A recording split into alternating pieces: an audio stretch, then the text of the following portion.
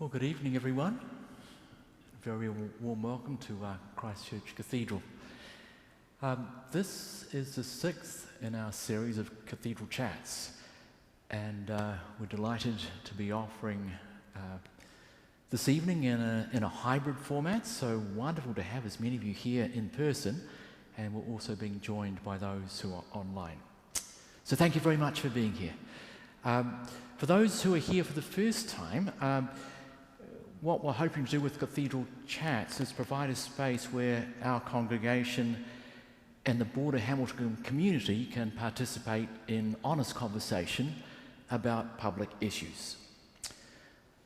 That's our understanding of the role of a cathedral, that we promote public discourse on matters of public interest. So last November we began and we explored together treaty rights and Indigenous sovereignty. We've looked at conspiracy theory and contemporary politics, homelessness and the housing crisis, anti-racism in the church, and last month it was youth mental health. This evening our focus is on this gritty, eclectic, diverse city we are all proud to call home, and on some of the issues that we're facing. And who better to shed light on the significant transition that our city is experiencing, in fact a post-industrial revolution, as one Stephen Dale has described it, than Stephen Dale himself. Stephen has written 5 books of non-fiction. He's also made documentaries for CBC Radio's Ideas and other programs. He's worked as the Canadian correspondent for Interpress Service, which was a news agency based in Rome. He's written a column for the Canadian Family magazine. He was a staff writer at Now, Toronto's alternative news weekly, and he's worked on contract for several public interest organisations and agencies. And Stephen is a freelancer. I mean, your articles have appeared everywhere.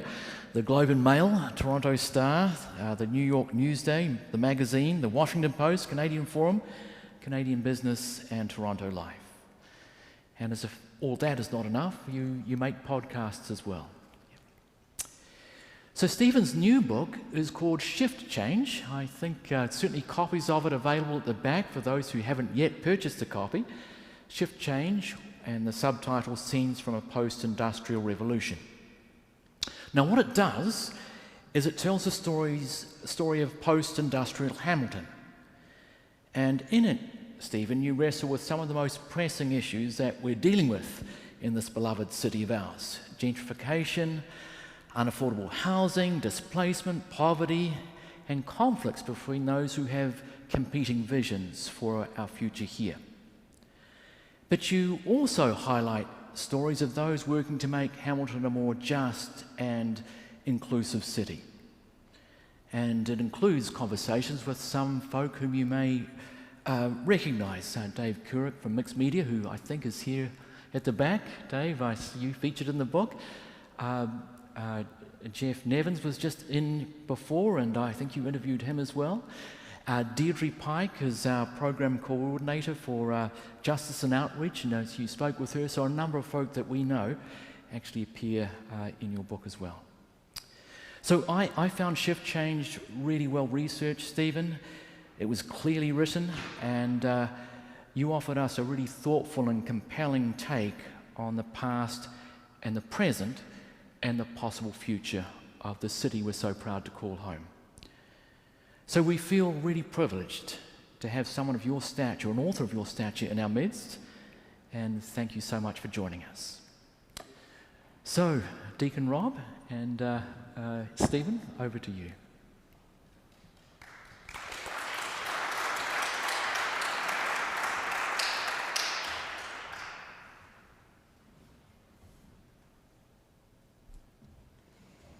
Well, thanks everyone for being here.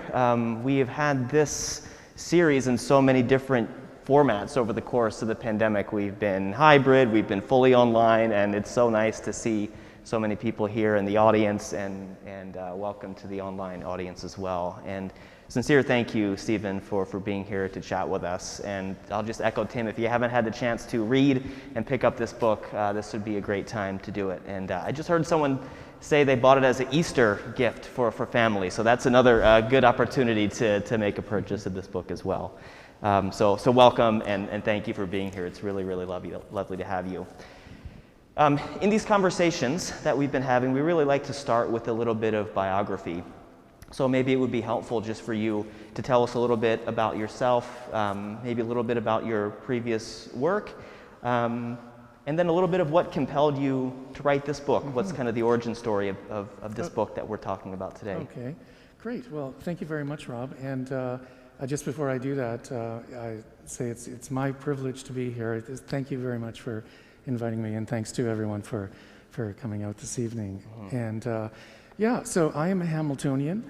I was born on the mountain, and I moved away in 1980. I started writing freelance a short time after that. That was an era when you didn't need specialized training in order to freelance. The old newspapering tradition was alive, so I just started writing and following the topics that I was curious about. And so I left Hamilton in 1980, moved to Toronto, and would periodically come back to visit my parents. When I left Hamilton, it was still an industrial powerhouse, quite a prosperous, in fact, I think a very prosperous, that's my recollection from my childhood, is that, with the steel industry as the anchor, there was a lot of prosperity here. And, a sense that the people were working towards a better life in a material sense, but also in the sense of, being able, to have your children acquire education and so forth, and open up new possibilities, new horizons. So I came back throughout the 1990s and, saw that was beginning to dissolve. The steel industry was on hard times, all of heavy industry was, and things weren't looking so good. There were noticeable changes. Jackson Square, which had been the flagship attempt to revive a decaying downtown, as more people throughout the 50s and 60s had been moving out to the suburbs, suddenly in the 1990s there were empty storefronts inside and so forth, and a lot of despair around at that particular time. Then I came back after my parents passed away. I hadn't been here for quite some time, and when I returned in 2015 to do an event on King William Street at a place that my porous mind, now I can't remember the name of, but many people here would probably recognize it. I did a book event, and I noticed that something remarkable was happening, that King William Street and many of the streets downtown were alive and vibrant.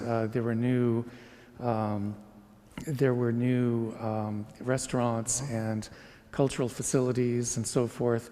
That made me curious at that point whether Hamilton was going to follow the model of many other cities, old industrial blue-collar towns that had fallen on hard times and were revived in a way that really created a sense of inequality. Is that people would come in, invest in the city, and the city would become too expensive for the people who had lived here before. Right. And that's really what inspired me to start researching the book, and it took a number of years to do so. I started talking to people to see whether Hamilton was going to be like a typical gentrifying North American city, and suddenly be a preserve of only affluent people, or whether in fact that there was something unique and individual and something a little bullheaded about Hamilton that was going to change that narrative and make the story of Hamilton's redevelopment a different kind of story. Yeah, so 2015, that's kind of a pivotal point to begin writing the story. So you even probably saw Hamilton begin to take shape and change and That's right, yeah. And I understand actually that that's when you, who are from the United States, came to Hamilton. So your experience watching this city grow sort of overlaps the time frame in which I was researching the book. So you've seen a lot of changes also. Yeah, I found it quite interesting. So my wife and I moved to Hamilton in 2014. And I think at the time when we moved, it was still possible to get a house for a relatively affordable price, pretty cheap in fact. And we've lived in 3 different places over the course of our time in Hamilton, and we've just kind of seen that story unfold over the course of our time here. Yeah. And well, you're right in the midst of a real concentration of change on James Street. So surely you must have seen this rise in housing prices manifest itself in all kinds of different ways, socially, economically, culturally. Yeah, absolutely. I was telling you earlier that even just my walk from my home in the North End down James Street here, you can kind of see Hamilton in a microcosm, and a lot of the issues that you address in the book are playing themselves out just right outside these doors here. Yes. When I started talking to people in 2015, and I would ask a lot of people what they thought was going to happen here, if there would be, excuse me, a large-scale displacement because of rising property values, people at that point were either non-committal or else extremely skeptical. So one geographer at the University of Toronto, whom I spoke with, who studies this kind of thing, housing prices, housing markets across Canada, said that he thought that the rise in property values in Hamilton would be contained within this area around the GO station or in Westdale. James North would be sort of the farthest east that it would go because it was all dictated by the proximity to Toronto. Right. So he didn't think that, he said the rest of Hamilton is very, very affordable and it's going to stay that way. Yeah. There's no real interest people from Toronto or elsewhere have in moving to other parts of Hamilton. But obviously that's not the case. There was a study completed within the past couple of years which showed that, using the metric of housing prices compared to income level, that Hamilton had actually become the 3rd least affordable city in North America. Yeah. So that shows you what sort of rapid scale, unexpected change has happened in a very few number of years. Yeah, no, that's exactly right. And, I found the framing of your book really helpful. So in the introduction, you begin with this kind of new set of questions. What kind of future will Hamilton have? Who's in charge of what that future will be, and who will gain and who will lose out in the process? Right. And so as you began to think through those questions, what kind of came to the fore for you? One of the interesting things was that Hamilton has a history that's unique. There's as an industrial city, and a city that was sort of a really representative of the struggle for workers' rights after the Second World War, with the Stelco strike of 1946, for instance. That was sort of a pivotal point in the history of the city where a lot of people came together around the common cause of sort of raising people up. So there's a sense of, if people work together, they can accomplish things, which I don't know what mysterious process it is whereby that gets transferred through generations. Yeah. But, my sense is that actually there is something like that, that an event that happens, quite a long time ago now, it's more than 75 years ago, somehow that has an influence on people in the present tense. That sort of becomes a part of living memory, becomes part of people's sort of social reflexes.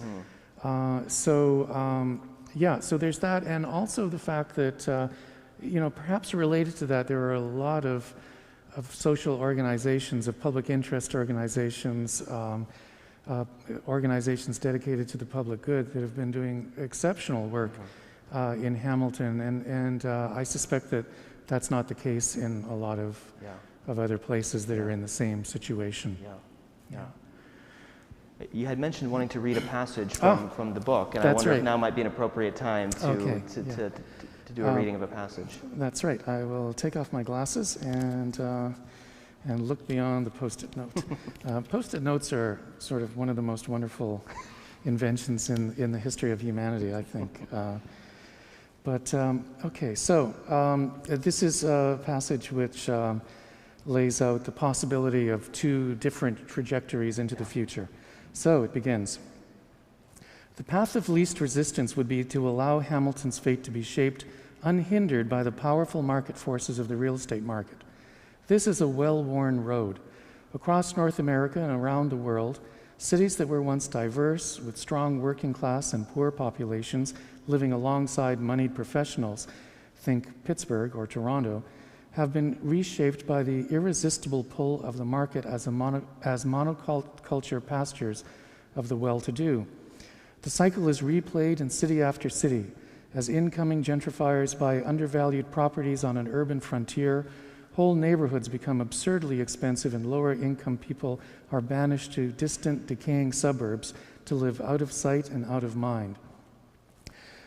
Aside from some historic pockets of social housing, this process leaves no place in the inner city for people who don't have buckets of money or an anomalously secure tenure downtown. But there are people in Hamilton who are audacious enough to think that their one-time steel town could chart a different course and defy a market-driven narrative so commonplace and so powerful that it sometimes seems almost inevitable.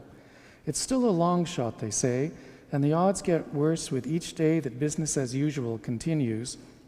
But a rare alignment of factors and some potential quirks of timing indicate that humble Hamilton might become one of the rare examples of a more equitable form of urban regeneration.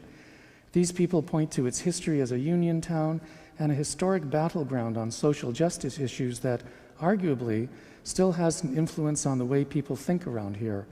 That same history has begotten a range of nimble and innovative community organizations run by activists with a sophisticated understanding of policy and a penchant for deft, practical fixes. That maybe lays out... that's really helpful. Lays out this idea that there is a kind of standard track that many kind of post-industrial cities have followed, and yet in Hamilton, perhaps because of the roots of this kind of working class solidaristic ethos, that there are people who are trying to resist that narrative. Right.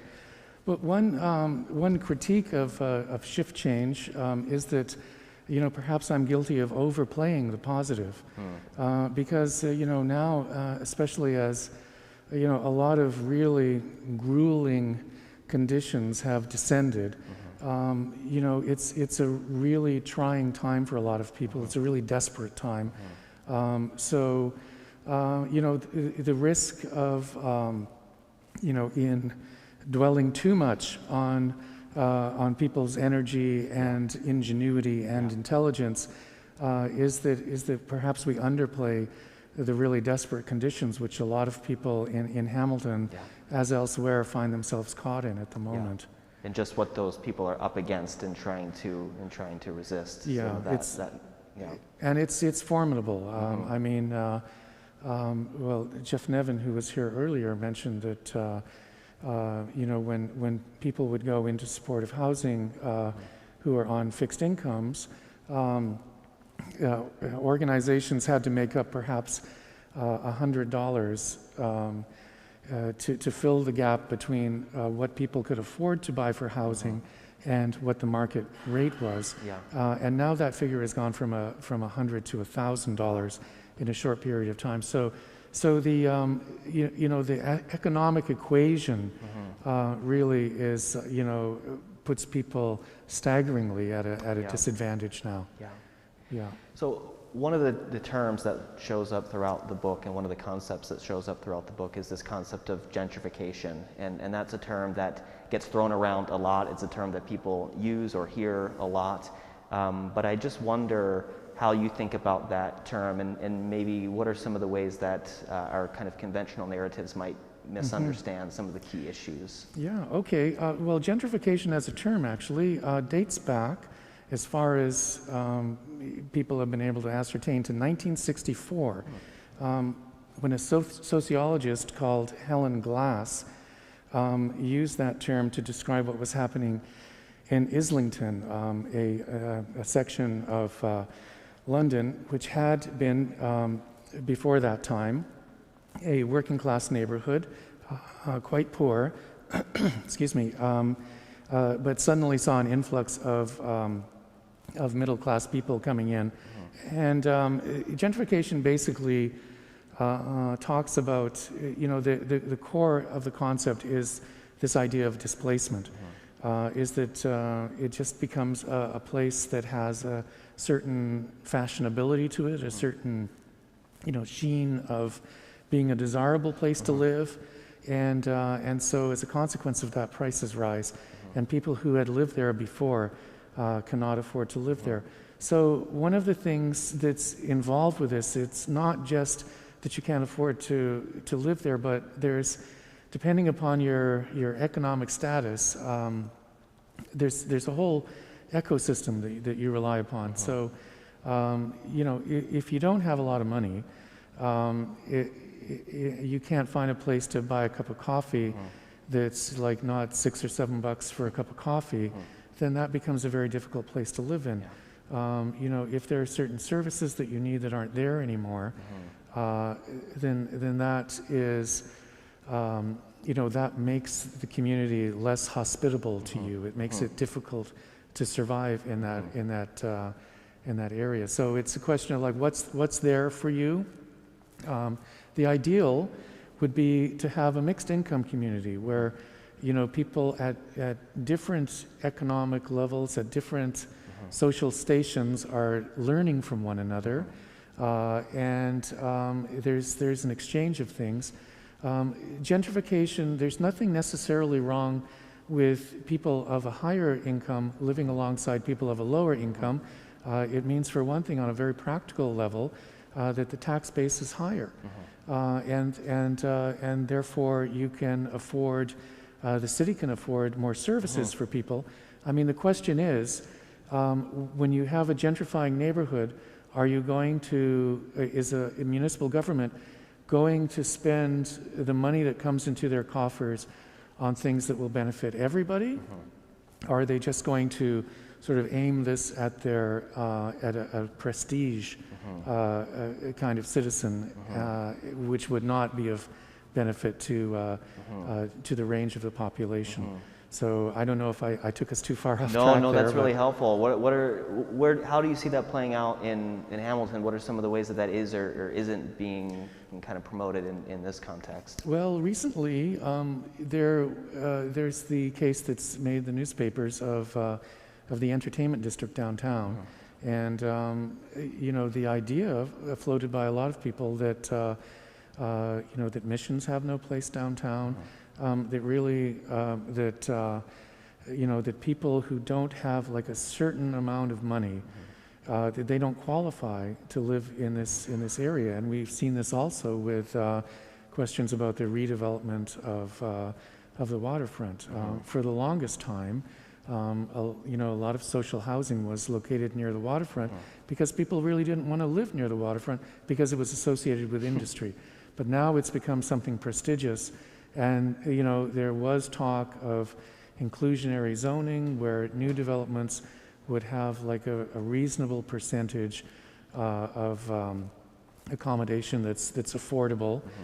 The definition of affordable is often a sticking point.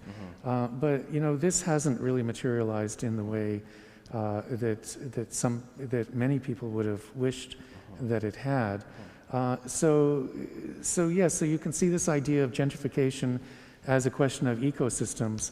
An ecosystem for the well-heeled or an ecosystem for everybody.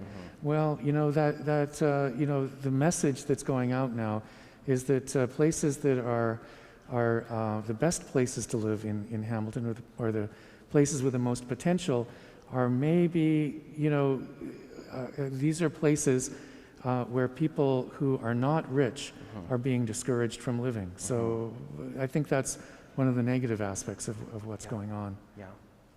Yeah, and you had a really helpful discussion about what sometimes we get wrong about this concept of gentrification, about, you know, who's moving into the city for what purpose, and I wonder if you might speak to that a little bit as well. Yeah, absolutely.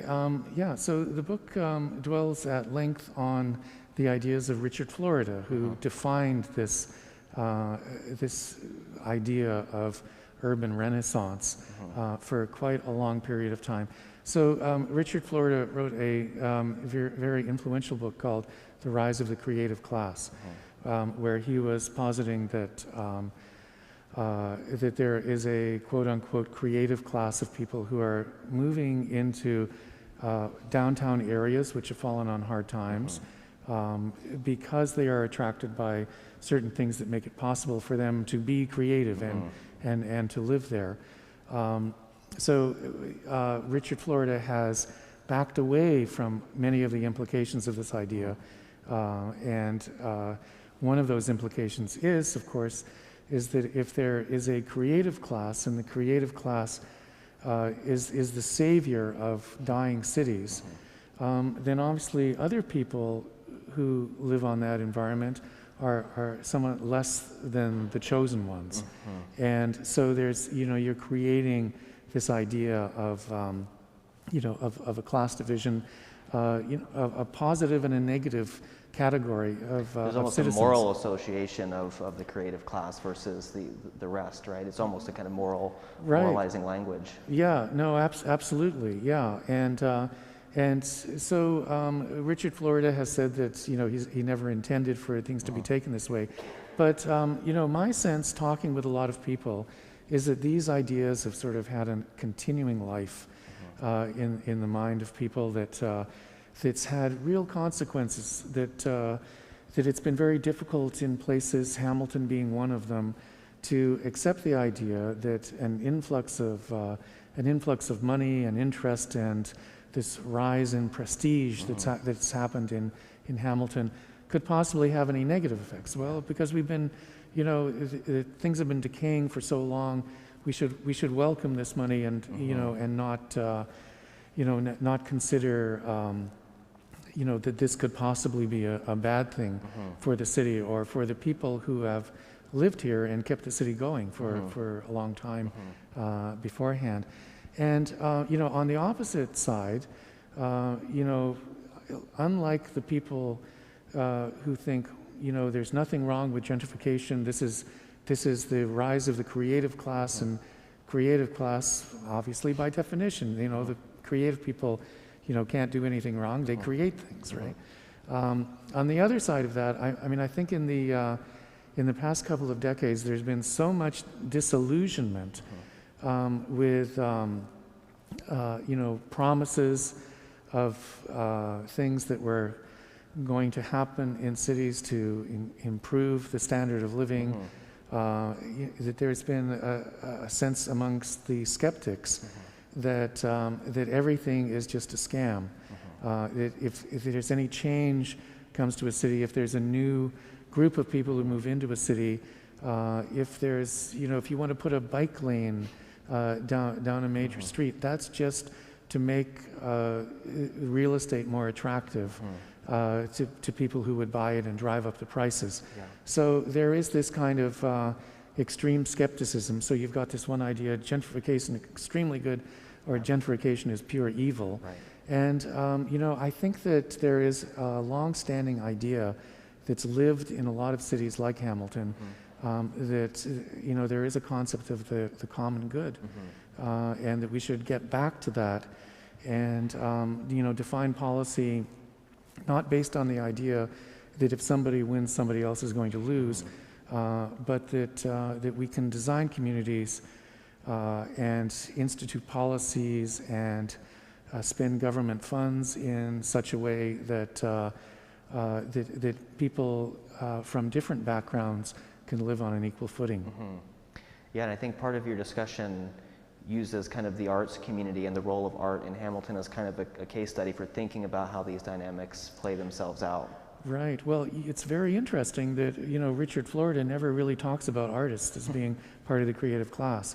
There are people who work in advertising or who work in the financial industry, and he defines this as creative because these are professions where I guess you have to be nimble, to survive in this.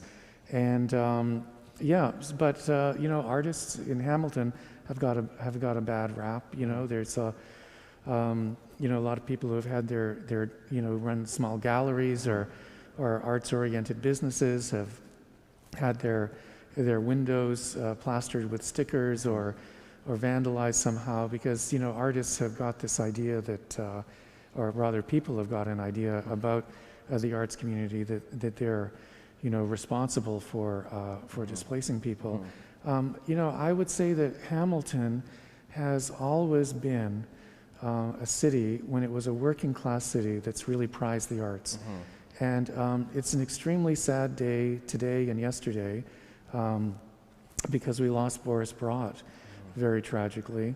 When I was growing up here in Hamilton, and when I was a teenager before I moved away, Boris Brott and the Hamilton Philharmonic, I remember that this was, his enterprise was something that was, this was a blue-collar town, and it was also a symphony town, and there was no, there was no schism between those two things, right? So, it was, so yeah, I think that artists in a lot of ways share a lot with working class people, and the idea that they've been wholly hijacked to do the bidding of the real estate industry and just create sort of a public relations facade for people to make huge amounts of money at other people's expense.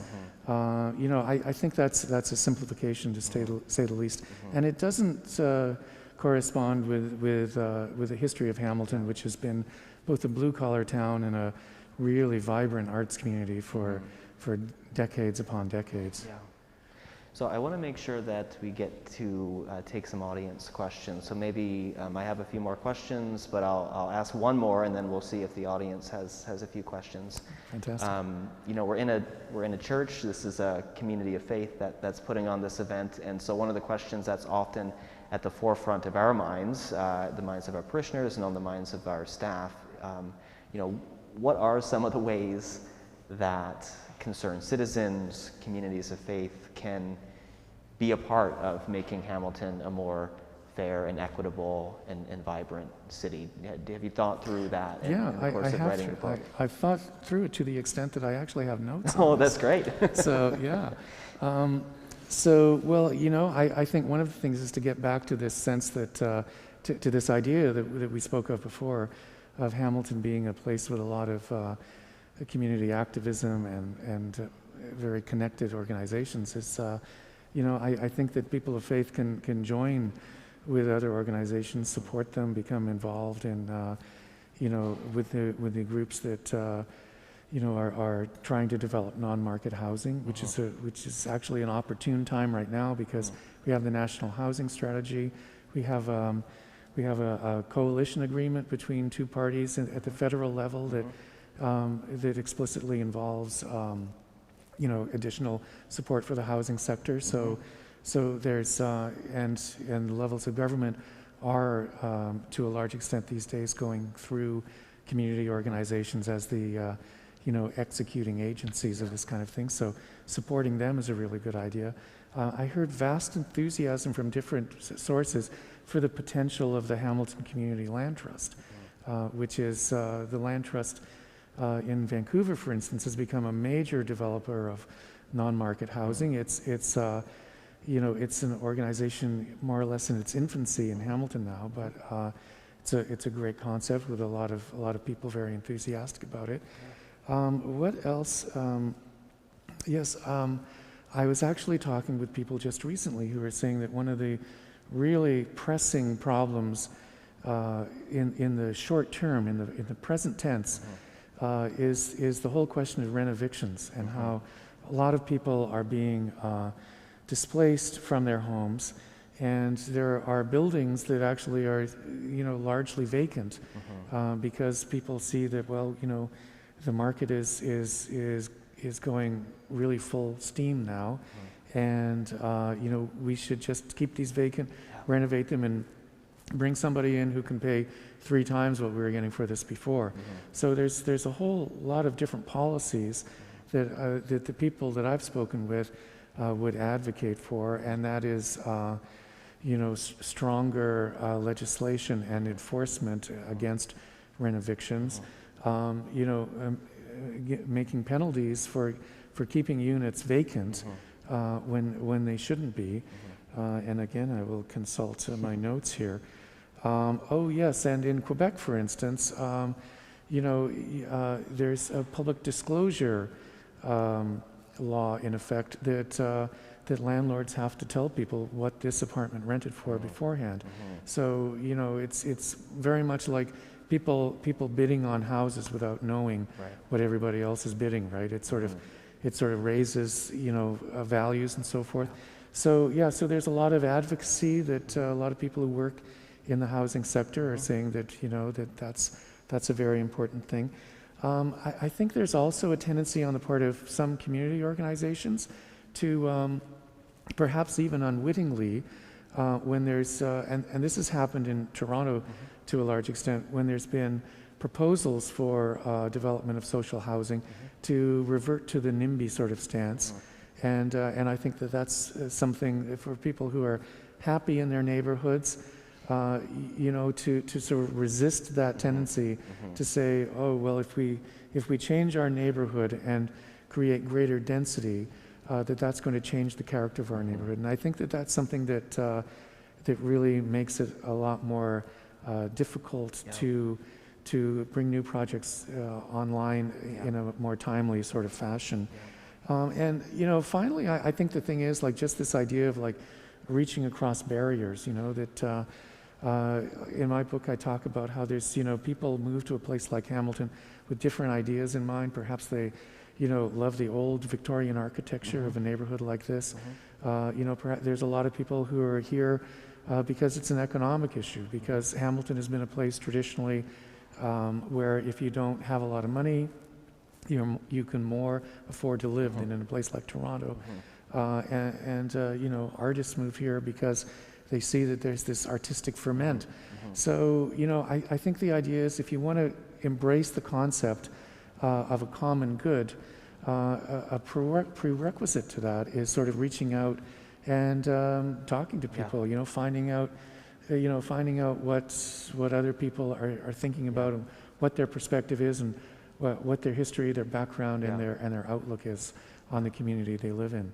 That's great. I think reaching out across difference is a perfect place to end at least the formal part of our conversation. So thank you, Stephen. It's been a really rich conversation. Okay. Thank you. I just want to make sure that we get the chance to hear from folks in the audience, and that includes the online audience as well. So if you're watching on YouTube and you have a question, feel free to just share it in the comment section. But if you just want to put your hand up if you have a question for Stephen, Tim is going to be coming around with the microphone. Sandy?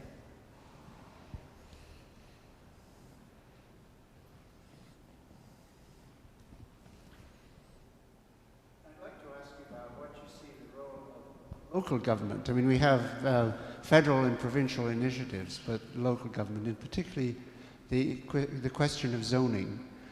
There are examples in Hamilton of places that were built as mixed communities, like Westdale, for example.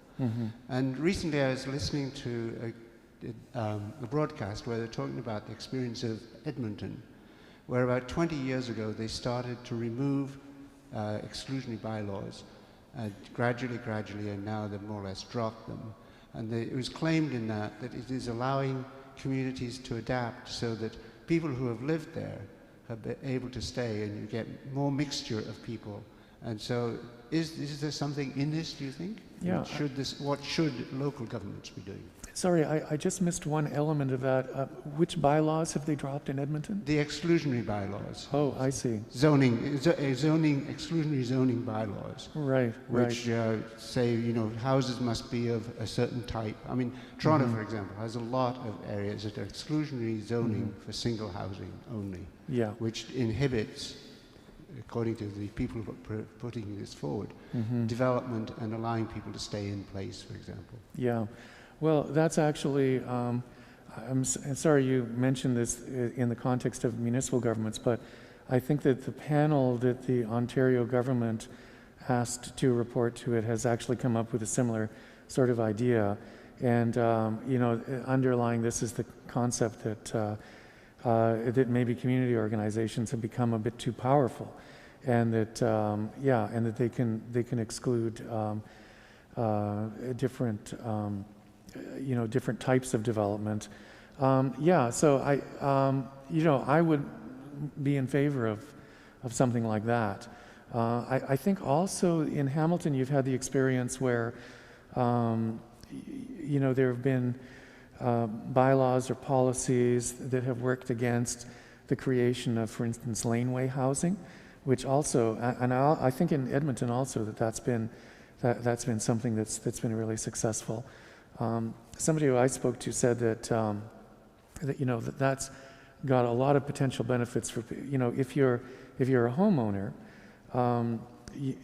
that's actually a way to offset mortgage costs, if the laneway homes do have the potential to provide a reasonably priced accommodation for a lot of people who are on a budget.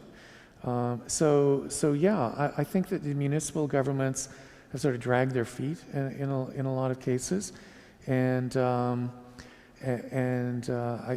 would say in general that my answer is yes. I think that it would be good to remove as many obstacles as possible.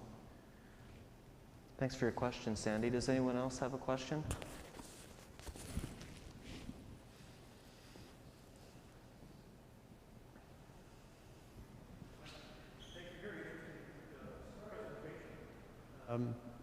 I'd be curious to understand your take on not just the gentrification that's occurring in Hamilton, but the intensification, right, with the municipal, provincial, and now national investment in various housing strategies, say particularly about transit, public transit, and the introduction of LRT into Hamilton, with the amount of unprecedented higher density development that's occurring in Hamilton. You can see the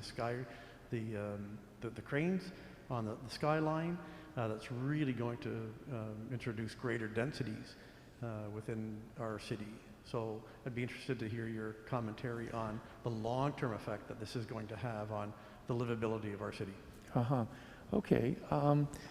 So I guess there's a few different elements there. You mentioned transit, first of all. And my understanding is that that one of the ideas of that the city of Hamilton, is, in terms of its long-term planning, has been pursuing, is the idea that transit and affordability are interlinked. This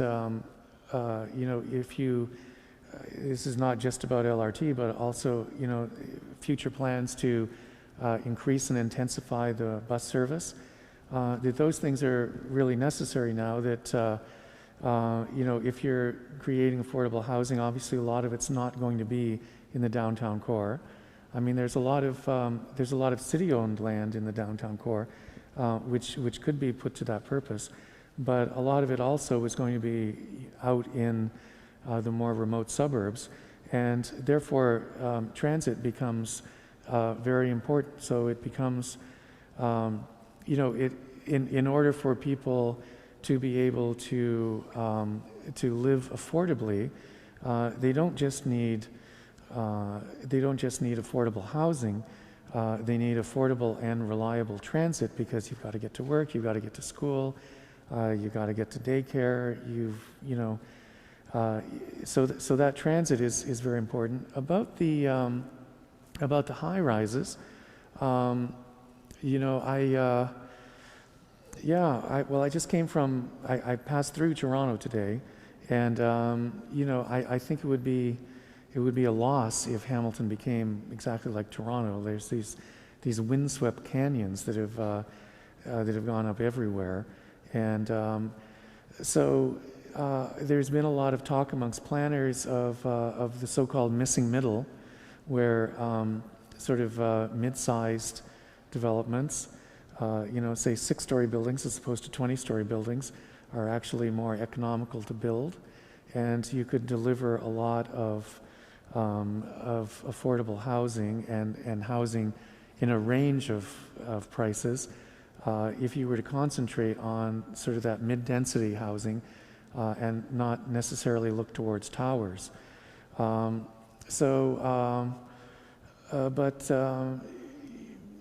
You know, I think that towers are going to be part of it.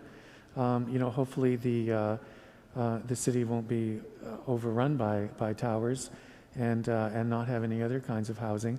I think it's actually for a city that wants to have a lot of services and a lot of public investment. I don't think it's impossible. I don't think it's possible downtown to have neighborhoods which remain at the density, for instance, that this neighborhood was when it was built. You know, being of single-family homes. I don't know if I've really adequately answered your question, but okay, thank you. Yeah, John.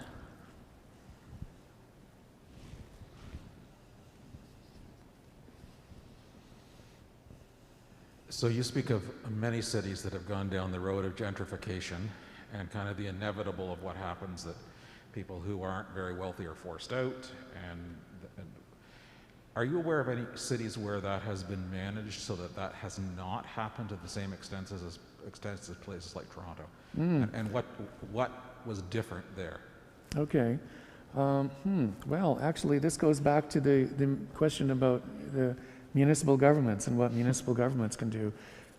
Yeah, so I mean, the classic examples, I think, of cities that have gone down that path of gentrifying to the extent that many people can't afford to live there, I'd say like San Francisco is one of them, right? Where, you know, Vancouver would be another one.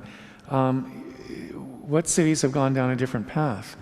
Well, gone down a different path, perhaps not at the outset, but then as an afterthought. If you look at what's been happening in Berlin and Madrid in Europe, there's been, I mean, the city government in Berlin has taken over some real estate companies that have exceeded a certain level. Like they now have a cutoff point where they say, you know, you can't own this number of units. We're going to take that over. I think I just did something to disable this microphone. Can still hear you. Okay. Can still hear? Okay. Thanks. Yeah. So, and for instance, like Madrid has this idea. I mean, they were losing so much housing to Airbnbs that they've enacted regulations that have made it, you know, that have limited the number of Airbnbs that you can have in the downtown, because so many people were losing their housing because they couldn't rent an apartment anymore because that apartment had become an Airbnb. So yeah, so I think that in Europe that's been the case. London would be another example of a completely, you know, unaffordable city now, and you know, there are a number of things driving this. You know, a lot of it is you know, people hiding their money, right? That you know, a lot of people sort of buy real estate in you know, in big cosmopolitan capital cities because you know, it's a good thing to invest in, and it's only a temporary thing, but it plays havoc with the real estate market. But it's not something that can't be dealt with through regulations, and in those European cases, that's been at the municipal level. I mean, whether or not the city of Hamilton is, you know, constitutionally empowered to do that kind of thing, I somehow suspect that they aren't. But certainly, I think it kind of demonstrates a different level of political will. While we're waiting for the next question, I have a question from one of the online viewers. So this is from Gwen, and she asks, and I think along these lines, how can we defend local interests against provincially imposed mandates for growth? Provincially imposed mandates for growth. Yeah. That's an interesting question. I would suggest that sometimes that growth is a good thing, and if it's in a place like downtown Hamilton, which is full of empty lots because of the unfortunate history here in the 60s and 70s and 80s of housing being turned into parking lots, that it would be nice to bring some density back into that. Yeah. The situation we've seen before, like under the previous government with inclusionary zoning, for instance, the previous Liberal provincial government made it possible for municipalities to impose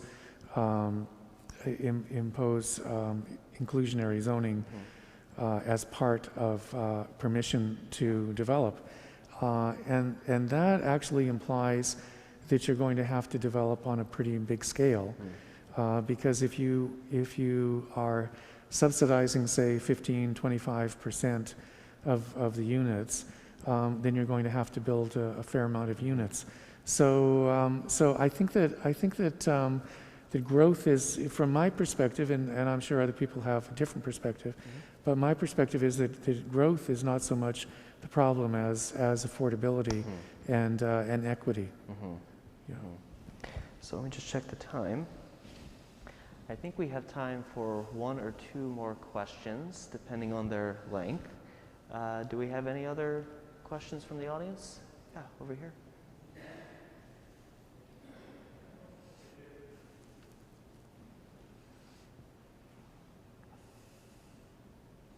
Curious what signs of the new post-industrial Hamilton, in other words, what industries do you think will carry the city forward?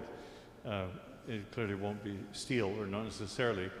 So do you have, from your research, have you seen a burgeoning type of industry that will be part of the future? Yes, actually, and I think it doesn't require any conjecture on my part, because Hamilton has actually made a pretty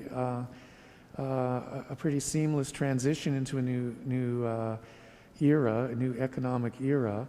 I think that health sciences is absolutely is critical. When the steel industry died, two factors came together to create a rather interesting situation, and that is heavy industry was falling apart, and the other thing is that a lot of communities, especially new communities which were being developed in different places across Ontario, were not accepting any social housing of any kind. Were sort of planning for the middle and upper middle class exclusively, to the exclusion of everybody else.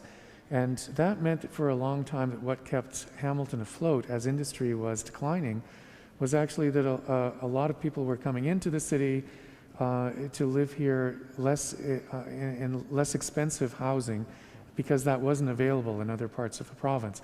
And especially like in Toronto, that was happening. But also in the suburbs, in new places that were going up, there was very little affordable housing being built. And again, because of municipal restrictions that were limiting the types of housing that could be built. And along with that, there were a lot of social services and medical services that were located here. And now there's a lot of medical research jobs here. There's engineering jobs of other kind. And we still do have steel here. I say we, I haven't lived here since 1980, but I still use that first person plural form to talk about this place. And also, there are other, the film industry is moving into Hamilton in a big way. So I don't think there's any shortage of options, and you know, it seems, and I'm by no means an economist or anything, but it seems like it's a pretty diversified picture of what could exist here, and I think that's a pretty healthy thing for a city. There was just a report recently that the province that did best during the COVID pandemic economically was Quebec, and this was attributed by some observers to the fact that Quebec has a much more diversified economy than many other provinces. So hopefully Hamilton will have that advantage too. Well, Stephen, you've been so generous with your time. Do you have time for one more question? I do, yes, yeah, of course. So is there one final question? Hi, thank you so much for this. I'm just curious about what you think. You've talked about previously housing stock and infrastructure, and in terms of low-income housing, a lot of the sort of housing stock that is being built right now is built by public-private partnerships instead of municipal or provincial governments. And so I'm wondering what you think about the consequences of that in the long term, and what you think about responsibility in that matter. Yes, well, I think that there have been, consequences. All of the people that I spoke to when I was researching this book, we're talking about the absolutely catastrophic consequences of governments withdrawing from funding housing. I mean, I think that this could be incorrect, but my impression is that Canada is alone, or one of the very few countries in the OECD that doesn't have, that didn't have for a long time a federally funded housing program. So I think the consequences were that there wasn't enough money being put into social housing, which meant a deterioration of housing stock, which has, not just in Hamilton but in other places, reached crisis proportion. So, and which is why a lot of agencies are selling off some of their land where there was social housing before to actually get the cash. To a lot of places have deteriorated to the extent where you just have to knock it down and start over again. And if you can make a killing on the private market selling the land, then hopefully you can buy someplace else and create new housing. But in general, and I have a sense that maybe I'm missing the main point of your question, but I think in general there has been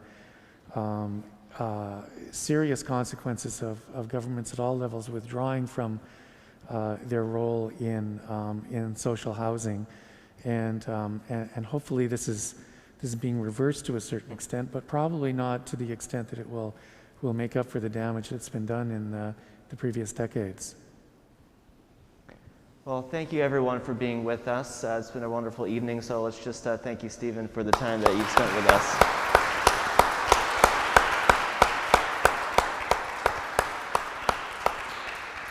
If you haven't already, please check out the book table, and thanks again for coming. Hope to talk to you on our way out.